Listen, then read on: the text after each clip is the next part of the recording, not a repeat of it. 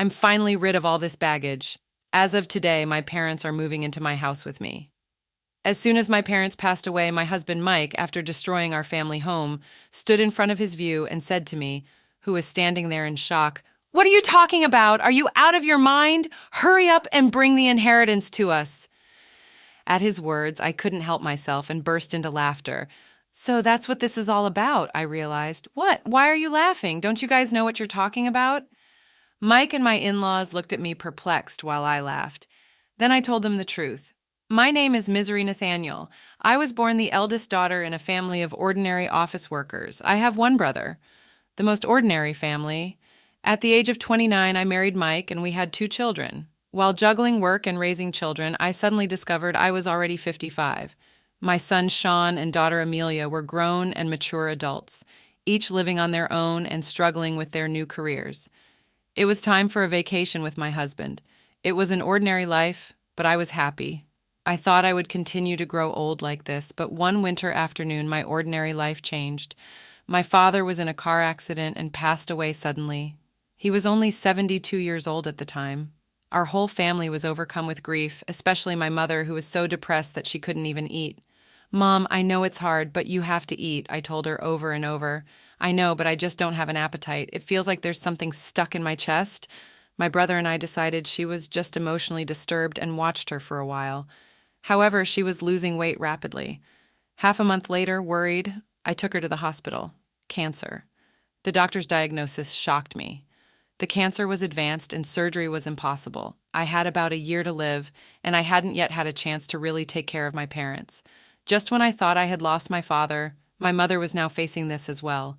I was devastated even more than when my father died, but I didn't have the ability to grieve forever. My brother lived far away and couldn't be relied on, so it was up to me to take care of my mother. I told Mike right away that I wanted to live with my mom. I couldn't leave her alone, both emotionally and physically, in her illness, but Mike's reaction was unexpected. "What? We just finished dealing with your dad's funeral and now I'm supposed to be dragged into more of your family's problems?" He said with a sigh, clearly annoyed. You don't have to say it like that. Can't you just drive her to the hospital and back? Do we really have to live with her? I think she might feel lonely." "If it's not okay, maybe I can just live at my family home for a while," I suggested. Then Mike became indignant. "What? And who's going to take care of my meals while you're gone? I'll come and cook, of course. What about cleaning? Who's going to do the laundry?" I fell silent. I intended to do what I could, but I couldn't do everything as before. Being confronted with this reality hurt. If someone said I was being selfish for wanting to care for and nurse my mother, I wouldn't be able to argue back. I'm sure my mother, being considerate, would say everything is fine as it is, but I really wanted to do something for my parents. "Fine, but I'm not helping with anything, you hear?" Mike grudgingly said to my silence. His attitude was arrogant, but he had ultimately agreed. "I'm sorry and thank you."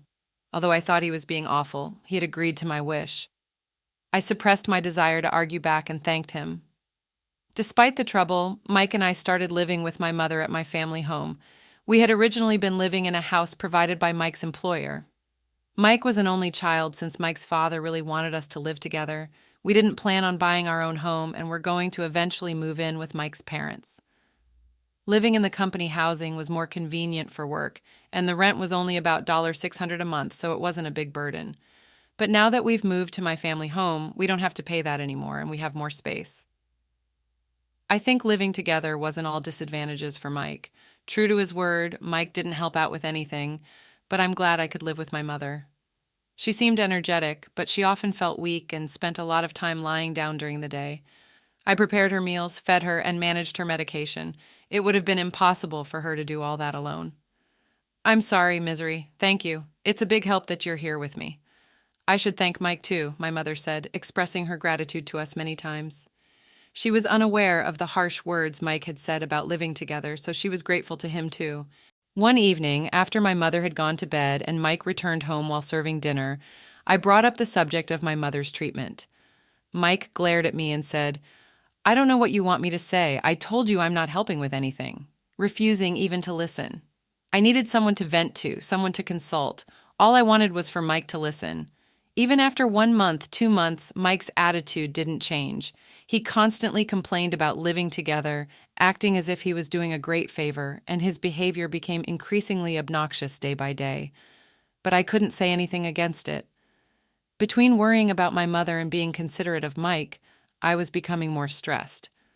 Around the time of the 1 year prognosis, my mother's condition worsened rapidly and she was hospitalized. 3 days later, she passed away. Although I had prepared myself mentally, I was devastated. My brother's family and my children came right away and helped a lot, but in times like this, you really want your spouse by your side. However, Mike was laughing and chatting with his parents in a corner, not helping with the funeral preparations at all. "Mike, I want you to sit in the family section," I said. But he replied, "No, I'm fine here. I'm not a blood relative after all." "But you're my husband." Then his mother chimed in, "He's your husband, but he's not your mother's son. Mike is our son, so he's an outsider, you know. Yeah, Mike's parents are just us. Misery should sit in the family section." Hearing this from my in-laws, I was left speechless. From where I come from, it's common for sons-in-law to sit in the family section at funerals, though this might vary by area. Sure enough, with Mike not found in the family section, distant relatives started whispering, wondering if we had divorced. It's one thing for people to gossip, but all of this could have been avoided if Mike had just sat there. Feeling a bit upset that Mike wasn't by my side, we still managed to see my mother off peacefully after the funeral. My brother's family, my kids, Mike and his parents returned to my family home. "Thank you for coming, especially at such a busy time," I said to my in-laws, offering them some tea. They laughed and replied, "Really? It's something. First your father, now your mother. These funeral expenses are a burden for us too, but at least that's the end of it." I was stunned by their words.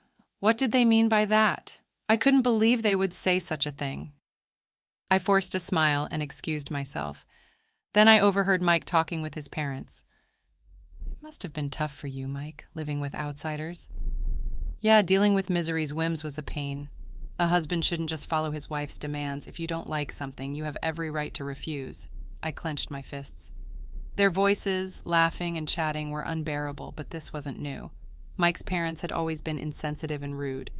When Mike and I got married, his mother said, "Couldn't you find someone more attractive? I can't expect much for grandchildren." His father joked, "They say beauty gets boring after 3 days. With Misery, you won't get bored." And Mike just laughed. It's funny, such a disrespectful family. I felt something snap inside me. Reflecting back, neither Mike nor his parents had said a single comforting word to me, either at my father's funeral or after my mother's passing. Instead, they ridiculed me. I had felt sorry for imposing on Mike, but now I questioned his behavior as a person. I had been too concerned about Mike, while just wanting to do right by my mother. I realized I shouldn't have felt so guilty towards Mike, especially since he wasn't supportive. While I simmered in anger, Mike and his parents continued to laugh, and chat in another room.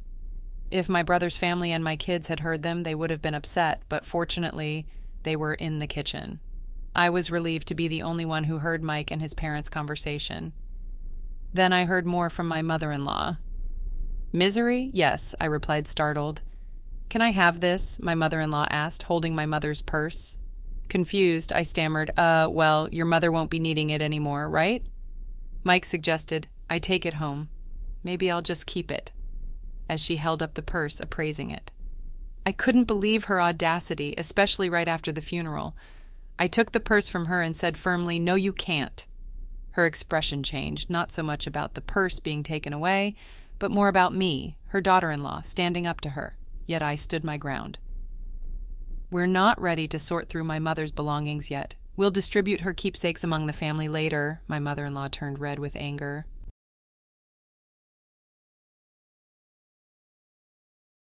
"What do you mean? Are you saying I'm an outsider? You said earlier at the funeral that even Mike was an outsider to my mother. How come Mike is an outsider, but your family?" I retorted, hearing this. Mike and his father also turned red. "What are you saying? Apologize to Mom. How disrespectful, a daughter-in-law talking like that." Their commotion drew everyone from the other room. I didn't expect to be called an outsider after all the effort we put into attending the funeral. "Let's go home, Dad," my mother-in-law shouted at me in front of everyone and stormed out of our house. For some reason, even Mike was angry and left with his parents. "What happened? Did you really call your mother-in-law an outsider?" everyone asked me. Having heard only her side taken out of context, it might have seemed like I was the one being harsh, but I explained the situation to everyone. Not a single person blamed me. Grandpa and Grandma should be more considerate of other people's feelings. That's just how Dad and Grandpa have always been. My children sided with me, but I still couldn't forgive those three. Mike hadn't come home for a while since that day. I hadn't contacted him either. I didn't think I should be the one to apologize, and I wasn't sure if I could forgive him even if he did, but I knew things couldn't stay this way forever. Then one day, Mike came back. "Welcome home," I greeted him, suppressing the anger that flared up at the sight of him. "It's been tough, huh?" His gruff words were an attempt at showing concern, and I was taken aback. "Take the kids and go on a trip. It'll be a good change of scenery for you." And with that, he handed me travel vouchers. I was speechless. Instead, tears started to stream down my face. It might have been the kids' idea, but I was touched that Mike went along with it. I immediately contacted the kids to plan the trip. "Really? Dad suggested this?" It's surprising, isn't it? The kids were astonished by my proposal. It seemed like it really was a gift from Mike. "I wonder if Dad feels bad about what happened," I said, laughing. I gratefully accepted the travel vouchers from Mike. "I'll be off then." "Yeah, take your time. Stay with the kids at their places too, why not?" "Really? I can't be away that long." "Don't worry about me. I'll relax at my parents'. Just enjoy yourself." With that, Mike sent me off. Amelia was happy to have me visit, so before the spa trip, I stopped by her place and then Sean's. I hadn't been able to visit them while caring for my mother, so I helped out by cooking and freezing meals for them. "Mom, you should relax, but thanks, this really helps," they both said, delighted to have my cooking at home. This opportunity was all thanks to Mike's suggestion, and then came the eagerly awaited spa trip. I spent a relaxing time at the hot springs with my children. The weariness from caregiving and the sorrow of losing my parents seemed to have healed quite a bit.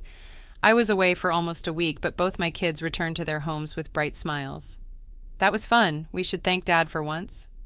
"True, just this once. But I wonder if he's up to something," Amelia joked. "Don't say that. Dad thought about us in his own way," I laughed. When I returned home, planning to share the memories with Mike and start our life anew as a couple, however, when I arrived home, I was speechless.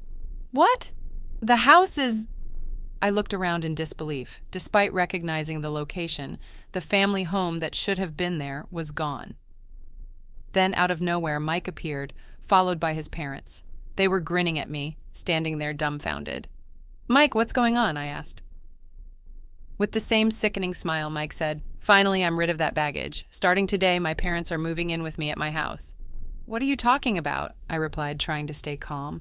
Then he opened his mouth. "Have you lost your mind? Your family home has been demolished. Bring the inheritance to our place quickly. Whatever you inherited, it's Mike's now." I realized then the disappearance of the house was Mike's doing, and it was all for the inheritance. Such betrayal. After thinking about the future on my way home, I was filled with indescribable sadness and anger. But demolishing the house won't make things go Mike's way. I won't let it. I burst into laughter at the sight of their smirking faces. My laughter baffled Mike and his father. "What? Why are you laughing? What a weird woman. Has she gone crazy?" My mother-in-law looked at me as if I were something eerie. Facing the three of them, I spoke up. "Don't you guys know what you're talking about?" I said to him. "First off, I haven't inherited a single penny, so there is no inheritance." After saying that, I burst into laughter again. Perhaps they mistakenly thought they'd become rich from the inheritance. Their wild imaginations and actions had me in uncontrollable laughter. "What do you mean? Explain it yourself," Mike demanded, but I kept my mouth shut. I felt no need to enlighten them. "Before that, I'm not going to live with strangers. If you want to live together, go ahead alone." Ignoring Mike's question and rejecting his initial suggestion made my mother-in-law furious. "You helped with your parents' housework, but you can't do ours. You're aware of the circumstances, right? I agreed to live together, didn't I? I told you all I didn't want to live together. Have you forgotten that you chose to live together to avoid housework?" Mike and his mother bit their lips as I refuted them one after another, and also demolishing the family home like that. "There are things you just shouldn't do." I yelled at them and then left the scene behind me. Mike's voice called out, "Where are you going?" But I didn't look back. Right now, I needed to find a place to sleep for the night, and I really didn't want to see Mike's fate. I immediately consulted the lawyer. Demolishing a house couldn't be that easy. The house is still in my mother's name. As I wondered which company had done it, an unbelievable truth came to light. Mike and his father had demolished it themselves. His father, who worked in demolition, enlisted the help of acquaintances and even rented heavy machinery. The planning was meticulous. Moreover, they even gave me travel vouchers to get rid of me. Tears welled up in my eyes at the realization of being deceived, and the frustration was unbearable. Is there any way to punish all three of them? As I tearfully explained my situation, the lawyer smiled at me kindly. Mike unlawfully demolished the house in your father's name. He can be charged with property destruction and held liable for damages. Let's start by demanding a formal apology from Mike and his parents. I nodded in agreement. The lawyer quickly proceeded with the unnecessary actions. A few days later, Mike called me, furious about the legal notice he received. What's with this certified letter? Oh, you got it? You destroyed my precious house? Of course, you have to compensate. Compensate. We said we were moving to my parents' place. I demolished a house that nobody was going to live in. You should be thanking me, not asking for compensation. Now bring the inheritance and come back home, he said arrogantly. Thank me for demolishing my house? Don't make me laugh. And what inheritance? It's not even been settled yet. I shouted back over the phone. Mike was silent, seemingly taken back by my anger, which I rarely displayed. The reason I laughed when the house was demolished was exactly this. He had a whole year with my mother. It was obvious that we would discuss matters of inheritance, so I told my brother, I don't want anything, give it all to you, and as a result, he inherited all the cash and stocks. He insisted that I should have the house as he lived far away and couldn't manage it. If I wasn't going to live there, it could even be rented out. That was the plan for me to inherit the house anyway. Either you and your father restore the house to its original state or pay the amount specified in the letter. That amount of money I was considering settling this amicably. Well, fine, if you can't pay, I'll file a police report and sue you, I declared. I'm sorry, I didn't think you'd get so angry. Of course I'm angry. What do you expect? He began to make excuses. He seemed to think that if the family home was gone, he wouldn't have to live with his parents, especially Mike's father had always desired to live together. Mike's father seemed to have a fondness for Sean and apparently wanted to live with him. Mike had refused to live together before, citing difficult commutes, but his parents thought I was the one against it, so he convinced them by demolishing my house and making it seem like I'd move in with them with the inheritance, but they couldn't forgive him after hearing such a thing. Please give me a break. I didn't mean any harm. Dad's sorry too, or if he's truly sorry, then agree to the settlement, they said, and hung up on the phone. And Mike kept calling and sending messages apologizing. If you're sorry, just transfer the money. When I pushing him away, I knew my childhood home couldn't be restored, but this was the only way they could process my unbearable feelings. Afterward, he stayed at Amelia's place. This situation was known to my brother's family and my children. Although my brother must have been angry about our house being demolished without his consent, he said, I won't interfere, but I'll help in any way I can. Do what you think is best, Misery. Everyone condemned Mike's actions and supported me. A month passed without any compensation or alimony payment from Mike. During that time, there was no contact from him. I couldn't stay with Amelia forever. I wanted to get the money as soon as possible to at least establish a living foundation. Contrary to my wishes, something unbelievable happened. It was revealed by Amelia. This apron looks a lot like Grandma's, she said, showing me her smartphone screen. I was surprised when I saw it. It was a listing on a flea market app. The apron Amelia mentioned, similar to my mother's, was a unique one I had made for her. What? This is Grandma's apron.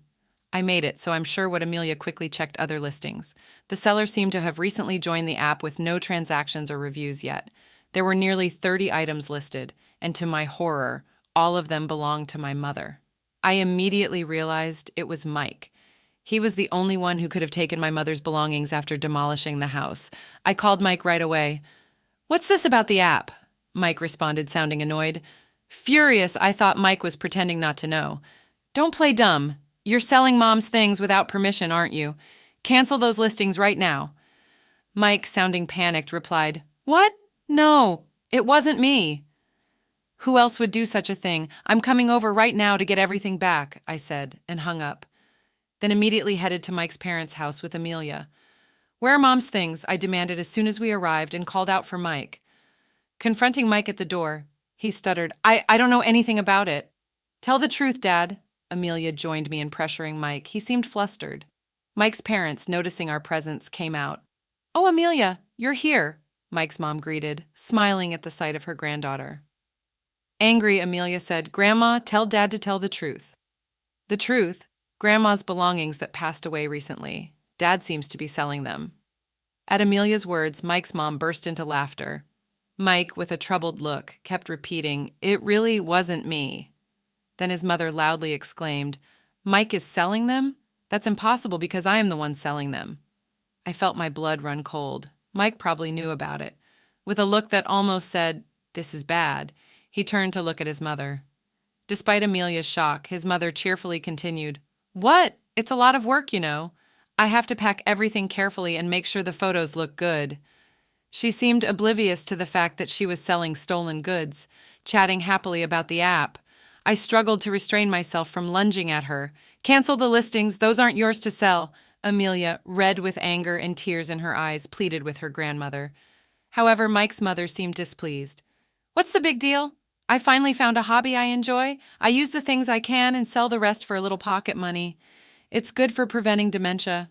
I'm the only grandma left, so Amelia wants me to stay healthy and live long, right?" she said nonchalantly. Pleading with her to stop had no effect. There was no sign of remorse. "If talking won't help, then action is the only option. Amelia, let's go. But it's okay, let's go." I pulled Amelia out of the house and headed straight to the police station.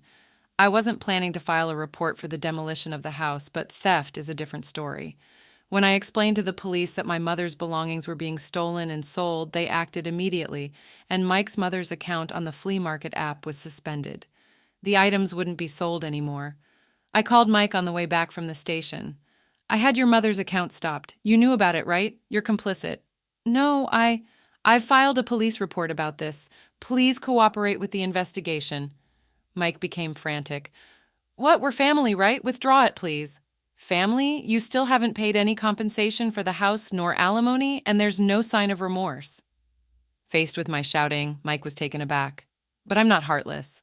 Despite everything, I have feelings for Mike, having lived with him for so long. Sighing, I said, "I'll wait for the money, but I won't forgive the theft. Return everything. And Mike, your father looked quite unwell. Has he seen a doctor?" "What? I'm not a monster, so just passing on that message," I said and hung up. Mike's father, whom I had just seen, was alarmingly thin and hadn't spoken much. His complexion was more than just pale, it was unnaturally dark. His ill health was obvious, but that family probably hadn't noticed. His wife nonchalantly selling stolen items, and Mike, who only acted tough with me, they lacked any real concern for others. The next day, I received a call from Mike's father. Expecting it to be a thank you call, I was met with the complete opposite. "What do you mean by treating me like a sick person? Planning to dump me in a hospital to get rid of the hassle? I need to protect Mike and my wife from you. I'm not going to any hospital," he scolded.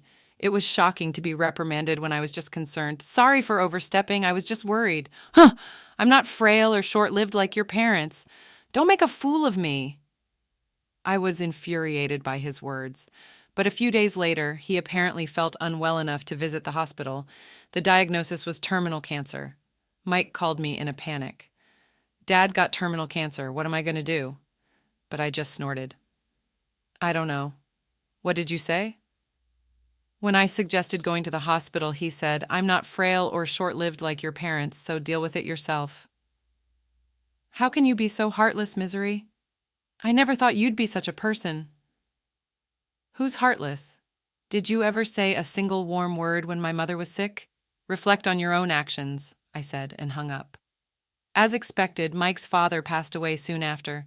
As a human being, I didn't want to harbor negative feelings towards the deceased, but recalling everything that had been done and said, I couldn't shed a tear. After his funeral, his will was found. Despite all his talk of not being short-lived, he had made thorough preparations. The house goes to the grandson, Sean. The rest of the estate is to be divided between my wife and eldest son. I was surprised to see Sean's name. Mike's father had always favored him, wanting to live with him. He must have wanted Sean to have the house even after his death. It was a nuisance for Sean. Renounce the inheritance. You don't need that house, do you? I told Sean, but he was happy to receive it. Inheriting the house was more of a burden than a benefit due to inheritance tax, but if he was pleased, I had no right to say anything. Following the will, Sean inherited the house. His grandmother was happy and paid the inheritance tax. He's our successor after all, she said. Well, that's not wrong. While I felt a bit sad, as if Sean had been taken from me, something unbelievable happened next. Come over to our house. Mike's call prompted me to head straight to his parents' house. Then I saw Mike's mother and Mike himself standing in front of their house, stunned just like I once had been. The site was filled with heavy machinery, trucks labeled with demolition company names, and workers. Their house was being torn down right before our eyes. "What's going on? It's my house. I can do what I want with it," Sean said, appearing from somewhere, looking satisfied as he watched the demolition. "Sean, what are you doing? Stop this right now." "Stopping it now won't make it livable anyway." "Sean, what have you done?" Mike's mother and Mike were begging Sean, but Sean just laughed. "Did you forget what Grandpa and Dad did to Mom? And Grandma, you were awful to Mom too, right? Did you apologize?" Sean's smile turned into a sharp glare at Mike's mother and Mike. They fell to their knees. The heavy machinery continued to noisily dismantle their house. I finally felt relieved seeing this scene. Later, Mike finally paid the damages and compensation from the inherited assets. The stolen items that Mike's mother took from my mother were retrieved by Sean and safely returned to me. "You always have me and Amelia," Sean said, and I finally shed tears of relief. Mike's mother and Mike, having lost their house and left with no money, were now living in a company house again. Mike and I had moved out of the company house, but now Mike and his mother had to return, becoming the subject of rumors. I explained the whole truth to Mike's colleague's wife, who we were on good terms with. Mike and his mother will likely have a hard life in the company housing, but it's their own doing. Additionally, after Mike's retirement, they'll be forced to save up for a new place to live. I sometimes think about asking my friend how Mike and his mother are living now, just to have something to talk about. After that, I continued to stay at Amelia's house, but then Sean got engaged to be married. He was planning to build a house. The land of the former family home sold for a decent amount, and I was glad to see that even that house served a purpose. "Mom, come live with us," Sean offered. His fiancée welcomed me warmly. Since I couldn't keep relying on Amelia, who lived alone indefinitely, I decided to take up Sean's offer. I'm thinking of living happily with my new family, determined not to become a mother-in-law like my own mother-in-law.